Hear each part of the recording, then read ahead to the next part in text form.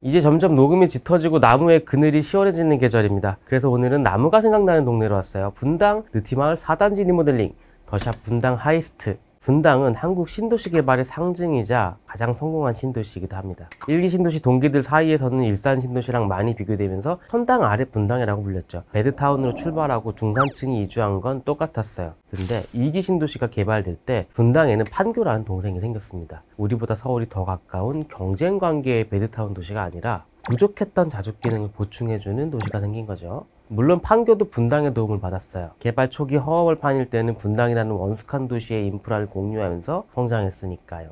라고 지식인들의 필독서에 써있더라고요. 근데 분당은요, 사실 신도시로 쓰고 구도시로 읽습니다. 이렇게 개발할 때 태어난 분당 키즈들이 이 도시를 떠나서 결혼하고 아이 낳고 벌써 한 세대가 지났거든요. 집이 다 낡았다는 소리예요. 이제 정말로 정비할 때가 왔고, 그래서 이렇게 선도지구를 지정해서 재건축을 추진하고 있죠. 사실 노후계획도시특별법을 만들어서 용적률을 추가로 얹어주기 전까지는 분당의 모든 아파트가 재건축이 가능한 건 아니었어요. 왜냐하면 대부분 중층 단지들이어서 용적률 여유가 많지 않았기 때문이죠. 재건축이 불가능한 단지들의 차선은 리모델링이었습니다. 분당의 리모델링 단지들이 많은 이유, 느티마을 4단지가 재건축이 아닌 리모델링을 하는 이유죠. 위치를 보자면 이렇습니다. 길게 뻗은 분당 신도시의 가운데, 보시는 것처럼 정자역이 바로 옆이죠. 신분당선이랑 수인분당선을 모두 탈 수 있고요. 서울 출퇴근하시는 분들은 광역버스 이용하시는 포인트이기도 합니다. 그리고 정자역 주변이 카페거리도 유명하지만 그 카페를 먹여 살리는 학원가도 유명합니다. 분당의 주상복합단지들은 대부분 이쪽으로 다 모여 있는데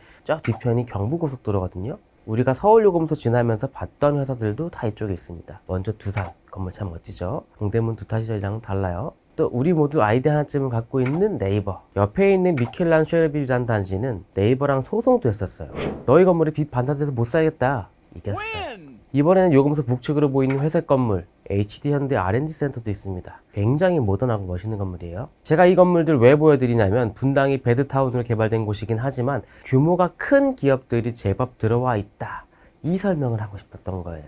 단지 남측으로 보면 바이오 헬스 클러스터라고 써있죠. 여기입니다. 원래 주택 전시관으로 쓰던 자리인데 여기에 바이오 헬스 기업들의 R&D 시설이 모이게 하겠다는 게 성남시의 구상입니다. 왜냐면 이렇게 바로 옆에 분당서울대병원이 있으니까요. 자, 병원 안 다니려면 건강이 최고인데 이렇게 탄천 따라 공원 걸으면서 러닝도 하시면서 관리도 하시고요. 완전 평지의 주변에 없는 게 없죠. 이렇게 학교들도 끼고 있어요. 옆 단지인 느티마을 3단지, 바뀐 이름 분당 티에르1으로 가면 신기초 정자중이 있는데 우리는 사실 한 형제나 마찬가지여서 단지 안에 품고 있는 거랑 다름없습니다. 그리고 길 하나만 건너면 한솔고. 그러니까 우리 자녀분들이 학교, 학원, 집 다니는 동안 엄마의 레이더에서 벗어나지 않는 동선, 그것도 최대 12년 동안. 지금 보시는 화면은 리모델링 공사를 위해 골조를 남겨두고 겉을 뜯어 고치는 모습이고 갱생하면 이런 모습이 됩니다. 재건축처럼 건물들을 완전히 부수고 새로 짓지는 못하지만 이렇게 별동 증축을 해서 가구 수를 늘렸죠. 전체 900가구 살짝 안 되고 일반 분양은 100가구 정도 나옵니다. 자, 리모델링의 특징이 수평 증축, 옆으로 벌크업을 하는 건데 사실 옆에 3단지도 별동 증축은 못했어요. 하지만 우리는 새로 짓는 동이 있습니다. 물론 그만큼 건폐율, 이 땅에 있는 건물의 밀도는 높아졌어요. 한 34% 정도 나오는데 참고로 강남에 쾌적하다 싶은 단지들이 보통 20% 안팎입니다. 자, 물량은 이렇습니다. 전부 중소형인데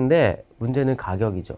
옆 단지는 일반 공급 기준으로 47가구 모집하는데 4,700명 청약했습니다. 가점 커트라인은 55점. 그럴 수밖에 없는 게 신축이 워낙 귀한 동네니까요. 약간 돌싱 같은 단지지만. 근데 가격을 보면 전용 66이 19억, 전용 84는 25에서 27억. 서울 신축급이라 만만치 않죠. 만약 우리 단지가 똑같은 가격으로 나온다면 대출 한도는 4억, 5억, 2억. 내 돈 얼마 필요한지 계산 나오죠. 자, 당첨자를 뽑을 땐 성남에 2년 이상 거주하신 분들 우선이고요. 부부라면 총알 몇 발? 대발입니다. 특별공급에 너 한 번, 나 한 번. 일반 공급에 세대주만 한 번.